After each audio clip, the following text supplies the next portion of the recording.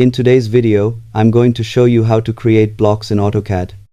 Blocks are a powerful feature that allows you to combine multiple objects into a single reusable object, helping you save time and maintain consistency throughout your drawings. To begin, create or select the objects you want to turn into a block. Once selected, type block in the command line and press Enter to open the block definition window. Enter a name for your block and choose a base point. The base point acts as the insertion point whenever the block is placed into a drawing. Make sure to select a logical location that will make placement easier later.